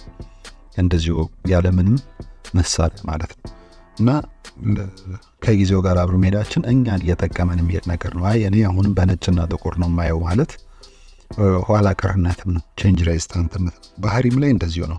አንዳንድ ሰዎች የድሮ ባህሪያቸውን ማለትም ዘመን ያለፈበትን አካባቢው ተለውጦ እኔ ግን እዚህ አካባቢ ሰው ነኝ ብለው ራሳቸውን የሚይዙ ሰዎች አሉ። እኔ ድሬዳዋ ነኝ፣ የሀረር ነኝ፣ የወሎ ነኝ ብለን ባህሪ ልንገደበው አይገባም። ባህሪም ለለውጥ አሁንም ዝግጁ መሆን አለበት። እንደ ሄድንበት አካባቢ እንደምንኖርበት ማህበረሰብ ንቃተ ህሊና ከፍ ያለውን ነገር ይዘን ልንጓዝ ይገባል። አንድ ወዳጅ መርካቶ አካባቢ ነው ያደገውና መርካቶ በጣም ተበቅብቅ ያሉ ቤቶች አሉት እና የሚጠቀሙበት መጸዳጃ ስፍራም እንደዚሁ በጣም በጣውላ ላይ ሄደው ነው የሚጸዳዱት። ነገር ከስራቸው ሲያልፍ እንደ ወንዝ እያዩት ነው። ነምን አለኝ እኔ እኮ ከዋሄ አሁን ብዙ ሰው ከሚጠቀምበት ኮንዶሚኒየሞች ላይ በብዛት ያለውን አይነት መጸዳጃ ስፍራ አልለምድኩትም፣ ውስጥ የራሱ አልተቀበለውም አለኝ እና የእዛው ተመልሼ መርካቶ ያለውን ስጠቀም ነው ደስ የሚለኝ አለኝና ይሄ እንደዚህ አይነት ባህሪ ቼንጅ ሬዚስታንት እንለዋለን። ጥሩ ያልሆነ ነገር ይዘን ለመቀጠል የግድ ምንል ከሆነ ቼንጅ ሬዚስታንት ነን ማለት ነው። በዚህ ወደ አራተኛው ልረፍ። አራተኛው ነጥብ ወይም ደግሞ አንድ ሰው ከባድ አስቸጋሪ ሰው መሆኑን የሚያይበት ሁሌ ትክክለኛ ነኝ ባይ ከሆነ ነው። ኦልዌይስ አም ራይት ብለው የሚያስቡ ሰዎች አንድ ነገር እርግጠኛ ልሆንላችሁ ፈልጋለሁ፣ ሁላችንም ሁሌ ትክክል አይደለንም። ከዚሁ ጋር ስህተትን አለማመን ሃርድ ኢን አድሚቲንግ ፎልትስ የምንላቸው አይነት ችግራቸውን ለመቀበል ለማወቅ ለመረዳት ከበድ ያሉ ሰዎች ካገኘን እነዚህ ሰዎች አስቸጋሪ ሰዎች ናቸው። ብዙ ማሳያዎች አሉ። ተሳስቻለሁ የምንለው ራሳችንን በሌላ ሰው ጫማ ውስጥ በማድረግ ጭምር ስለሆነ ሰዎች ተሳስተሃል ደጋግሞ የሚሉን ከሆነ ስልታቱ ከኛ ሊሆን ይችላል። አንድ አባባል አለ እንደውም በአማርኛ ስቲል ያደናቀፈ ድንጋይ ስትመለስ ካደናቀፈ ድንጋዩ አንተ ነህ ይባላል እና ብዙ ጊዜ ለሰዎች እንቅፋት የምንሆን ከሆነ ፎልት ስህተትን አላምን ብለን ነው ግዴታ እኔ ባልኩት መንገድ ማይ ዌይ ኦር ዘ ሃይዌይ ብለን ነው ማለት ነውና ኢትስ ኦኬ ቱ ቢ ሮንግ ለመሳሳት ራሳችንን ልንፈቅድለት ይገባል። ይህን ስንል ደጋግመን ተመሳሳይ ስህተትን ደግሞ መስራት እንደዚሁ ዋጋ የሚያስከፍል የአስቸጋሪነት ምልክት ነው። በዚህ ወደ አምስተኛው እንለፍ። አምስተኛው ብዙ ሰውን አስቸጋሪ ነው እላለሁ ምንል ከሆነ ወይም ብዙ ሰዎችን አስቸጋሪ ናቸው ምንል ከሆነ አካባቢያችን ላይ ያሉትን ቤተሰባችንን፣ የቅርብ ጓደኛችንን፣ የትዳር አጋራችንን ሊሆን ይችላል ብዙዎችን ከአንድ ቁጥር በላይ የሆነን ሰው አስቸጋሪ ሰው ነው ምንል ከሆነ ወይም በአስቸጋሪ ሰው እንደተከበብን የምናስብ ከሆነ እኛ አስቸጋሪ መሆናችንን ነው የሚያሳየው ማለት ነው። ሁሉም ሰው አስቸጋሪ ሊሆን ስለማይችል። ስድስተኛው ፍሬ ቢስ አሰማም ነው። if we struggle to be active listeners, that's also one way of to see that we are a difficult person or one who possesses a difficult personal traits ማለት ነው። በብዛት እንግዲህ ሰውን አስቸጋሪ ነው አይደለም የምንለው በቡድን ወይ በህብረተሰብ መካከል ባሉ ስብስቦች፣ በስራ በቤተሰብ መካከል ኮሚኒኬት የማድረግ ብቃቱንና መግባባት የመቻሉንና አብሮ የመስራት ብቃቱን አይተን ነውና አሰማም ስድስተኛው ቁልፍ ነጥብ ሆኖ ተቀምጧል። ስለዚህ በብዛት የህይወት ክህሎት ስልጠናዎችን ስንሰጥ የምንጀምረው ከኮሚኒኬሽን አንድ ሰው በደንብ መግባባት የሚችል ከሆነ ፍሬያማ አሰማም አለው ማለት ነው። አሰማሙ ወይም ሊስኒንግ ስኪሉ ፍሬያማ ነው። ፍሬ ቢስ የሆነ አሰማም ግን የአስቸጋሪነት ምልክት ነው። እንደዚህ ብላችሁ እንደ ብሎ ወደ ኋላ የሚመልስ ከሆነ እንዲሁም ሰዎችን ለመስማት ጊዜ የማይወስድ ከሆነ አስቸጋሪ ነው። ፍሬያማ አሰማም ደግሞ አንደኛው መገለጫው መልእክቶችን በቀላሉ መረዳት ነው። በቃል ሊሆን ይችላል፣ በጽሁፍ ሊሆን ይችላል፣ በምልክት ሊሆን ይችላል።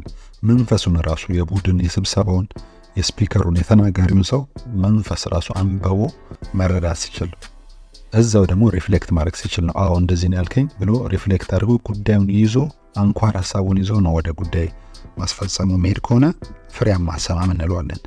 ፍሬ ቢስ የሆነ አሰማም ግን በተለይም በብዛት ሰዎችን ለመስማት የሚገዳደረን ከሆነ የሚከብደን ከሆነ ቆም ብለን ልናስብ ይገባል። ሰባተኛው አሉታዊነት ነው። ኦፍን ኔጋቲቭ የሆኑ ሰዎች አሉ። ይሄ እንግዲህ ብዛቱን ይወስነዋል። ምክንያቱም አሉታዊነት አንዳንዴ ጥሩ ሊሆን ይችላል። ለምሳሌ መጥፎ ነገር ካየን ይሄ መጥፎ ነው ካልን ወይም ደካማ ጎኑን ተመልክተን ለሰውየው ነቅሰን የምናሳይ ሰዎች ከሆንን ኔጋቲቭ ሊያስብለን አይችልም። ግን አሉታዊነት ሁሌ የሚደጋገም ከሆነ በሁሉም መድረክ፣ በማንኛውም ሚዲያ፣ በማንኛውም ሀሳብ፣ በማንኛውም ትምህርት የሚሰጠንን ነገር ሁሉ ኔጋቲቭ ካደረግነው ችግሩ ወደ ውስጣችን ይሆናል ማለት ነው። አሉታዊነት ሲበዛ ጥሩ ስላልሆነ ማለት ነው። አሉታዊነት ውሳኔያችንን ሲያስቀይረን አሉታዊ ነገርን ተመልክተን ኮንስታንትሊ ኔጋቲቭ ምንሆን ከሆነ ጓደኝነትን ያበላሻል፣ ማይንድ ሴትን ያበላሻል፣ ስነ አእምሮን ማለት ነው ያበላሽ ይሄዳል። ስለዚህ ሁሉ ጊዜ ኔጋቲቭ ነኝ ወይ? እስቲ ባለፉት 2 ሳምንታት በህይወታችሁ የወሰዳችሁትን ውሳኔ ተመልከቱና ያንን ውሳኔ የወሰንኩት በአሉታዊ ጎኑ ምክንያት ነው ብላችሁ ካሰባችሁ ራሳችሁን ልታጤኑ ይገባል። ማለት አሁን ለምሳሌ አንድ የፍቅር ግንኙነት ውስጥ ለመግባት ያሰበ ሰው ያንን ጉዳይ ያቆምኩት ሰውየው ባለው አለባበስ ነው፣ ባላት አለባበስ ነው፣ ባላት የኑሮ ደረጃ ነው፣ ወይም በድህነት መጠን ነው፣ ሌላም ነገር ብላችሁ ሰውየውን ብቻ ተመልክታችሁ አንድን ጉዳይ ለመወሰን ከሄዳችሁ አንድ የአሉታዊነት ምልክት ነው። ማንኛውንም ነገር ተመልክተን ፖዚቲቭ ነገሩን ማስተዋል አለብን። አንድ ወዳጄ በቅርቡ ሁሉ ጊዜ አንተን አግኝቼ ሲሄድ ኢንስፓየርድ ሆናለሁ አለኝና ከኔ ብቃት እንዳልሆነ ገባኝና ያንን ነገርኩት። እኔ ማለት ብቁ ሰው ጎበዝ ሰው ሆኜ ሳይሆን ኔጋቲቭ ስላልሆንኩ ነው። ማንኛውም አይነት ሀሳብ አንድ ሰው ይዞልኝ ሲመጣ መልካም ጎኑን አይቼ ያንን ብቻ ተናግሬ ለመሄድ ስለወሰንኩ ነው። ስለዚህ ይህን ማድረግ ደግሞ በብዙ ጠቅሞኛል። ለሰዎች ብቻ ሳይሆን ለራሴም እንደተርፍ አድርጎኛል። አሉታዊ ነገርን የሚመለከቱ ሰዎች ግን ከመንገድ ይቀራሉ፣ ከመንገድም ይስታሉ፣ ወደ ኋላ ይቀራሉ፣ ይጎተታሉና ዘወትር አሉታዊ ሰው ከሆናችሁ ራሳችሁን መርምሩ። 7ኛው ቁልፍ ሐሳብ ይሄ ነው። 8ኛው ግጭትን የሚሸሽ ሰው ከሆነን አሉታዊ ነን ወይም ደግሞ አስቸጋሪ ሰው ነን ማለት ነው። ምክንያቱም ጤናማ ግጭት ስላለ። በችግር ተፈትነው ያለፉ ሰዎች ደግሞ የፍሬያማነታቸው መለኪያ ሰፊ ነው። ስለዚህ ግጭትን የሚሸሽ ሰው አስቸጋሪ ሰው ነው። ፍሬያማ ግጭትም ስላለ ነው። እንደዚሁም ደግሞ ግጭት በራሱ ፍሬያማ ራሱ ባይሆን አዲክሽኑንም አዝሎንም በስራችን፣ በግንኙነታችን፣ በጓደኝነታችን፣ በትዳራችን ውስጥ ፍሬያማ እያደረገን ይሄዳል። አሉታዊነት ሲበዛ ችግር እንዳለ ሁሉ እንደዚሁም ግጭትም ሲበዛ ደግሞ አስቸጋሪ ይሆናል። ነገር ግን ግጭት የምንሸሸው ነገር ሳይሆን የምንጋፈጠውና በዕለት ተዕለት ህይወታችን ያለ የሚቀጥል ጉዳይ ነው። እንደውም እንደ ክህሎት ልንወስድ ይገባል። አንዱ የህይወት ክህሎት አሰልጣኝ ሰዎች የሚጠቀሙት የሚያሰለጥኑት ነገር ኮንፍሊክት ሪዞሉሽን ሜካኒዝምስ ነው፣ ወይም የግጭት መፍቻ ዘዴዎች። ኢትዮጵያውያን ደግሞ የዳበሩ የእርስ በርስም የግልም የግጭት አፈታት ዘዴዎች አሉንና ለምሳሌ ማህበረሰብ ተኮር ነን። ግንኙነታችን፣ ስራችን ሁሉ በቡድን ከሰው ጋር እንዲሆን እንፈልጋለን። ሰው ማግኘት፣ ሰው ማሽተት፣ አብሮ ቡና መጠጣት፣ አብሮ መገባበዝ፣ ወክ ማድረግን የምናዘወትር ጥሩ ግንኙነት ያለ ሰዎች ነን። ለምሳሌ ወደ ስካንዲኔቪያን ሀገሮች ስዊድን፣ ኖርዌይ፣ ፊንላንድ እና ዴንማርክ ብትሄዱ በጣም ግለኛ የሚባሉ አይነት ሰዎች ናቸው። ጊዜያቸውንም ስራቸውንም በራሳቸው በግለሰብ ደረጃ የሚከውኑ ናቸው። እኛ ደግሞ በጋራ መሆንን የምንወድ አይነት ሰዎች ስለሆንን ይህንን ማበረታታት መቀጠል አለብን። ግጭትን አትሽሹ እያልን ነው። ግጭትን የሚሸሹ ሰዎች አንደኛው ይህም በስፔክትረማቸው ነው። በጣም አብዝተው አዘውትረው ግጭትን የሚሸሹ ከሆነ መቀነስና ግጭትን መጋፈጥ ላይ እንድታተኩሩ ያስፈልጋል። 9ኛው ትችት ላይ ጎበዝ መሆን ነው። ኦቨርሊ ክሪቲካል መሆን አንደኛው የአስቸጋሪነት ምልክት ነው። አንዳንድ ሰዎች አሉ ገና ጉዳዩን አስረድታችኋቸው እንኳን ሳትጨርሱ አንድ ፕሮጀክት አለኝ፣ አንድ ሀሳብ አለኝ ስትሏቸው ያንን ፕሮጀክት በግራና በቀኝ በትችት የሚያጣድፉ ሰዎች አሉና ይሄ ጥሩ ምልክት አይደለም። ትችት ላይ ጎበዝ መሆን አያስፈልግም። ብዙ ጎበዝ መሆን የምንችልባቸው ስራዎች አሉ። ኮንስትራክቲቭ ክሪቲሲዝምን ግን አይጨምርም። ወይም ገንቢ ትችት የሚባለው ገንቢ አስተያየት አያስፈልግም ማለት አይደለም። ገንቢ አስተያየት ጥሩ ሊሆን ይችላል። ሁሌ መተቸት ግን ጤናማ አይደለም። ትችት ላይ ጎበዝ ነኝ ማለት ራሱ ትክክል አይደለም። አይኖ አንድ ይሄን ስል ለምሳሌ መጽሐፍ የሚተቹ ሰዎች አሉ፣ እንደ ስራ ነው። ይሄኛውን ክሪቲሲዝም አይደለም። ግን ገና መጽሐፍ ፈልጋለሁ ስንል ሐሳቡን፣ ርዕሱን አካባቢው ላይ እንዳንደርስ አድርገው ድምጥማጣችንን የሚያጠፉ ሰዎች፣ ይህ የትችት ሊቅ የሆኑ ሰዎች አንደኛው የአስቸጋሪነታቸው ምልክት ነው። ገና ሰው ስራ ሊመር ሲል እኔ ኮፊ ሾፕ ወይም ቡና ቤት መክፈት ፈልጋለሁ ሲል ገና ቡና ቤት አዋጣም በዚህ ምክንያቶች ብሎ የሚደረድሩ በትችት ድምጥማጥ የሚያጠፉ ሰዎች ብዙዎች እንዳይሰሩ ያደረጓቸው ሰዎች እነዚህ ናቸው። በዚህ ደግሞ የተካኑ ሰዎች አሉ። የሚገርማችሁ በጣም ጎበዝ የሆኑ ትችት ላይና ይህንን ልናሻሽል ልንለውጥ ይገባል እላለሁ። ይሄኛው አንዱ የአስቸጋሪነት ምልክት ነው። ትችት ላይ መጎበዝ፣ ኦቨርሊ ክሪቲካል መሆን የአስቸጋሪነት ምልክት ነውና ይህንን ማሻሻል ይቻላል፣ መለወጥ ይቻላል። 3 ነጥቦች እንዴት እንደምናሻሽል መጨረሻ ላይ ጠቆም አድርጌ ለመውጣት እሞክራለሁ። ብዙ ሰዎች እንግዲህ ከልምዳቸው ካሉበት ደረጃ ይሄን የሚናገሩት፣ አንደኛው እኔም ይሄን የምናገረው ከልምድ ነው። ሁለተኛው ከንባብ ነው ወይም ከእውቀት ነው። በክህሎትም በቫሊዩ ሲስተምም የምናውቃቸው ማለት ነው። በትሬኒንግም የሚመጡ ነገሮች ስላሉ ማለት ነው።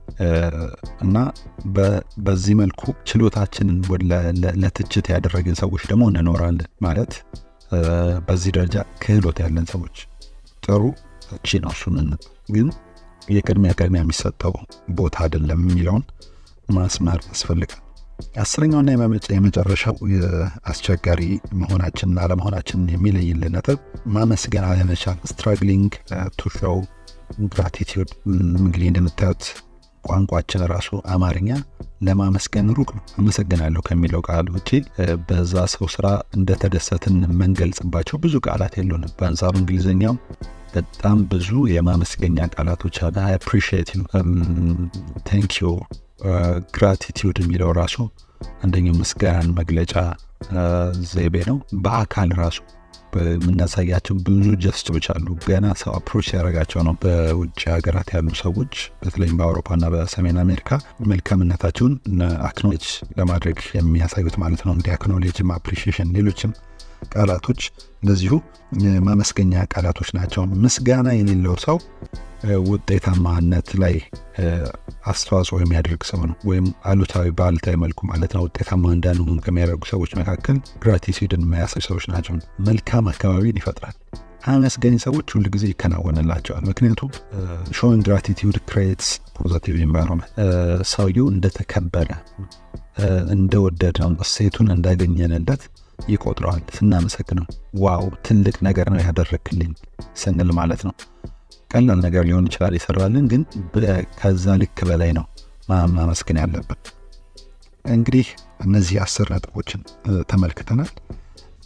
ከባድ ሰው ነኝ ወይም አስቸጋሪ ሰው ነኝ ብላችሁ ራሳችሁን የምትጠይቁ ሰዎች ከነዚህ 10 ነጥቦች ካለፋችሁ ከግማሽ በላይ ካመጣችሁ አዎ አስቸጋሪ ሰው ወደ መሆን እየሄዳችሁ ነው። ስለዚህ እነዚህን ለመቀነስ መስራት አለባችሁ። ካላችሁበት ደረጃ ከራሳችሁ ጋር ጊዜ በመውሰድ ማሻሻል ይገባችኋል እንላለን።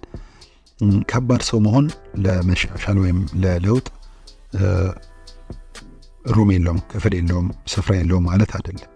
መለወጥ ከፈለጋችሁ በእያንዳንዱ ዘርፍ ላይ አብልጣችሁ በመስራት መለወጥ ወደምትችሉበት ደረጃ መድረስ ትችላላችሁ። ችግሮች አሉ። እነዚህ ችግሮች ውስጥ በአብዛኛው እኔን ይመለከት ለምትሉ ሰዎች 3 ነገሮች እንድታደርጉ አበረታታችኋለሁ። ምን ላድርግ? አንደኛ እያንዳንዱን ነቅሰን መስራት እንችላለን። አስቸጋሪነታችን የታየበትን ቦታ አዘኔታ የሌለው ሰው ከሆናችሁ አዘኔታ ለመጨመር ከሚያዝኑ ጋር አብራችሁ ለማዘን፣ መንገድ ላይ ውሻና ድመት እንኳን ተጥሎ ስታዩ አዘኔታ አለ። ለሰው ልጅማ የበለጠ አብሮ ለሚሰራ ለምናውቀው አብረን ማዕድ ለተጋራን አብረን እህል ለቀመስን ሰዎች፣ በመድረክ አብረናቸው ለሰራን ሰዎች፣ በአንድ መስሪያ ቤት አብረን ለሰራን ሰዎች የበለጠ አዘኔታው አብሮ ጊዜ በማሳለፍ ሊሆን ይችላል። ሀዘንን በመጋራት በመሳቅ በመጫወትም ሊሆን ይችላል። ይህን ሁሉ በማድረግ ነቅሶስ አውጥቶ መስራት ይቻላል። ለምሳሌ ዘወትር ግጭትን የምትሸሹ ሰዎች ካላችሁ በትንንሽ ግጭቶች ራሳችሁን መፈተሽና ማሞከር፣ ግጭቶቹን እንዴት ነው አወጣት ችያለሁ ብላችሁ እንድትሞክሯቸው አበረታታለሁ። ሁሌ ትክክል ነኝ ብላችሁ የምታስቡ ሰዎች ደግሞ ለስህተት በር እንድትከፍቱ፣ ማለትም ተሳስታችሁ እንድትቀሩ ሳይሆን አንዳንድ ስህተቶቻችሁን በማን እንድትጨምሩ አበረታታለሁ። ለውጥን የሚገዳደሩ ሰዎች ደግሞ ወይም ቼንጅ ሬዚስታንት የሆናችሁ ሰዎች እስቲ ዛሬ ትንሽ ነገር ለመለወጥ ግሩ። ሙሉ በሙሉ አለባበሳችሁን ለምሳሌ መቀየር ላይጠበቅባችሁ ይችላል። ነገር ግን ሰውን ለመረዳት በሰው ልክ በማሰብ መለወጥ በምትፈልጉበት አቅጣጫ ሁሉ ክፍል እየሰጣችሁ እያመቻቻችሁ እንድትሄዱ ያስፈልጋል። ማመስገንን ተለማመዱ። ትችት ላይ ጎበዝ ከመሆን ስራ ላይ ጎበዝ መሆን ይሻላል። ግጭትን የምትሸሹ አትሁኑ። አሉታዊ ሰው ከመሆን ሁሌም አዎንታዊ ይሳካል፣ ይቻላል። ጎበዝ ማለትን መልመድ አለብን። ለምሳሌ አሁን ያለው የኢትዮጵያ ኢኮኖሚ አስቸጋሪ ሁኔታ ውስጥ እንዳለ ማንም ያምናል፣ መንግስትም የሚያውቀው ነው። ነገር ግን መልካም ተሞክሮች ደግሞ የሚታዩባቸው ዘርፎች አሉ። በስንዴ ልማት፣ በሪል ስቴት አሁን በጣም ብዙ ግንባታዎች ያሉባት ሀገር ነች ሀገራችንና መልካም ነገሮች እንዳሉ ማወቅ፣ ማስረዳት፣ መናገር በራሱ ከአሉታዊነት ራሳችን ይወጣ እንሄዳለን። ይሄ ማለት ስራችን የሆነ ሰዎችን መተቸትና ቁም ማለት አይደለም። ከፍሬ ቢስ አሰማምን በመውጣት ነቅሰን እዛ ላይ ብቻ መስማት ላይ እንድናዘወትር፣ ለምሳሌ የተለያዩ አማራጭ ሚዲያዎች ሊሆን ይችላል፣ ሰዎችን ጓደኞቻችን ሊሆን ይችላል፣ እነሱን በመስማት መሄድ የመጀመሪያው ነው። እያንዳንዱን ነቅሶ መስራት የሚለው አውጥቶ ይሄን ነገር እስቲ በዚህ ሳምንት ልስራበት ብላችሁ የራሳችሁ ላይ መስራት ብትጀምሩ አንደኛው ነው። ሁለተኛው በዚያ ነገር ዙሪያ አሁን ነቅሰን ባወጣ ነው ነገር ዙሪያ ማንበብ፣ ፖድካስት ማየት፣ መስማት ሊሆን ይችላል። የተለያዩ ጽሁፎችን የስነ ልቦና አዋቂዎች፣ የኢኮኖሚስቶች፣ ሶሲዮሎጂስቶች የጻፏቸውን በዛ ጉዳይ ማወቅና መረዳትን፣ ለምሳሌ ስለ ኮንፍሊክት ማኔጅመንት ማወቅ ለማንበብ መጣር፣ ስለ ግጭት አፈታት ብዙ ጻፉ ሰዎች ስላሉ ማለት ነው። በዛ ራሳችንን እያዳበር ነው እንሄዳለን። በመግባባት ላይ ኮሚኒኬሽን ላይ የጻፉ ሰዎች አሉ። እሱን በማንበብ ከአስቸጋሪ ሰውነት ማውጣት፣ መላቀቅ እንችላለን። በቡድን ደግሞ ከጓደኞቻችን ጋር የቅርብ ከምንላቸው ሰዎች ጋር መወያየት አንደኛው የመውጫ መንገድ ነው። በጣም አስቸጋሪ ሁኔታ ውስጥ ያሉና አስቸጋሪ ሰው መሆናቸውን በደንብ የተረዱ ሰዎች ደግሞ ወደ አማካሪዎች፣ ወደ ካውንስለር፣ ወደ ሳይኮሎጂስቶች እንዲሄዱ አበረታታለሁ። ይሄ በሀገራችን ብዙ የተለመደ አይደለም፣ ነገር ግን ጥሩ የሚሰሩ ደግሞ ስላሉ ወደ እነሱ ሄደው ምክርን በመፈለግ መለወጥ ይቻላል። የለውጥ መሳሪያ መሆን ይችላል። ወደ አዲስ ምዕራፍ መግባት ይቻላል የሚለውን ለማበረታታት እወዳለሁ። እንግዲህ ምን ላድርግ ካላችሁ፣ አንደኛ እያንዳንዱን ነቅሳችሁ አወጣችሁ በተራ መስራት ትችላላችሁ። በእያንዳንዱ ነቅሳችሁ አወጣችሁት ዙሪያ ማንበብ፣ ፖድካስቶችን ማየት፣ መወያየት ትችላላችሁ። ሶስተኛ ወደ አማካሪ ጋር መሄድ የሚለው ሁልጊዜም እንደ አማራጭ ክፍት መሆን ያለበት ነው ብዬ አምናለሁ። የተወደዳችሁ እንግዲህ እኔ አስቸጋሪ ሰው ነኝ የሚለውን ለመመለስ ዛሬ ከኔ ጋር ቆይታ አደረገን። ሶሻል ፕላስ ፖድካስት በሌላ ርዕስ እንዲሁ ደግሞ ወደ እናንተ መድረሱን ይቀጥላል። ሰዋሰው ፖድካስትን ሰብስክራይብ በማድረግ ለወዳጅ ለዘመዶቻችሁ፣ ለምታውቋቸው ለጓደኞቻችሁ ሁሉ በማካፈል እንደዚህ መልካም ሀሳቦችን አብረን ማየቱን እንድንቀጥል አበረታታችኋለሁ። አስቸጋሪ ሰው ነኝ ብላችሁ ራሳችሁን እንዳስቸጋሪ ቆጠራችሁ ከባድ ሰው ብትሆንም መሻሻል ትችላለህ። ዛሬም ለለውጥ ክፍት ነው አየሩ ለማለት እወዳለሁ። ከ10 ስንት እንዳገኛችሁ እንግዲህ እርስ በርስን በመነጋገር ለማሻሻል አብረን መስራት እንችላለን። ሁላችንም ደግሞ ከዚህ ምናመልጥ አይደለንም። በትንሹም ቢሆን ከነዚህ 10 የአስቸጋሪ ሰው ምልክቶች አንዱና ሁለቱ በህይወታችን ያሉ ልንኖር እንችላለንና በዚህ መስራታችሁን ቀጥሉላለሁ። መስገን መሳፍንት ነኝ። ሶሻል ፕላስ ፖድካስት ክፍል 5 እዚህ ላይ ያለቀ።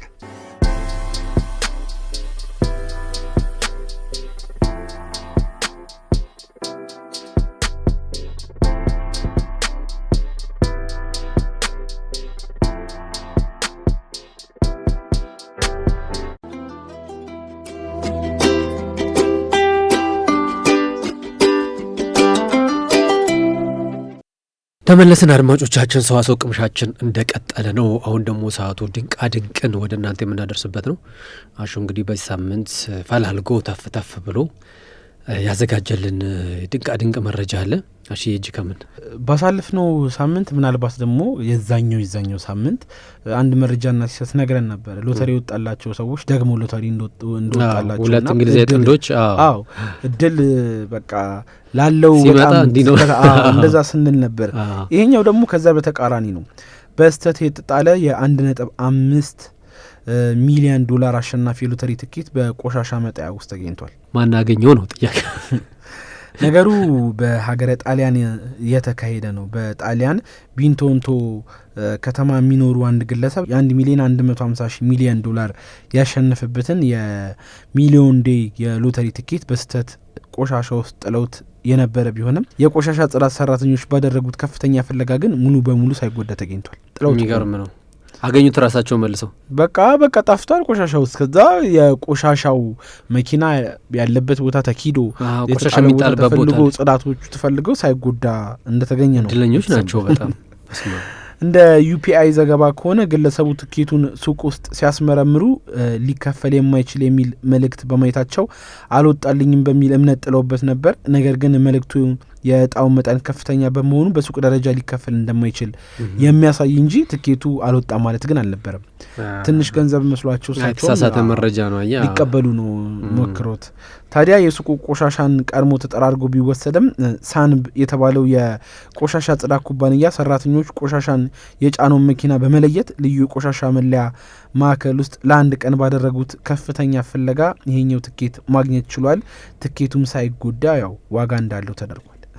የሚገርም ነው በጣም። ይሄ በጣም ትልቅ እድል ነው። እድል መጥቶ ሲጠፋ ማለት ነው። ጠፍቶ ደግሞ ሲገኝ ተመልሶ ሲመጣ ይሄ በጣም የሚያስገርም እድል ነው የሚባል በጣም አሪፍ መረጃ ነው። ደስ የሚል ነው። ከወትሮ ለየት ያለ መረጃን የሰጠናሽ በጣም እናመሰግናለን። አድማጮቻችን እንግዲህ እንዲህ ያልን ወደ መገባደጃው ላይ ደርሰናል። ሰዋሰው ቅምሻችንን እስካሁን ስታደምጡት የነበረውን ይመስላል። እኔ ናትናኤል ምትኬና አሸናፊ ሰለሞን በጋራ በመሆን ፕሮግራሙን ስናዘጋጅ ቆየን። እኛ ከወዲሁ እንሰናበታለን። ነገር ግን የትርታ ኤፍኤም 97.6 ፕሮግራሞች ይቀጥላሉ። እናንተ ከፕሮግራሙ ጋር እንድትዘልቁ እየጋበዝን እኔና ሹ ከወዲሁ እንሰናበታለን። ቸር ሰንብቱን።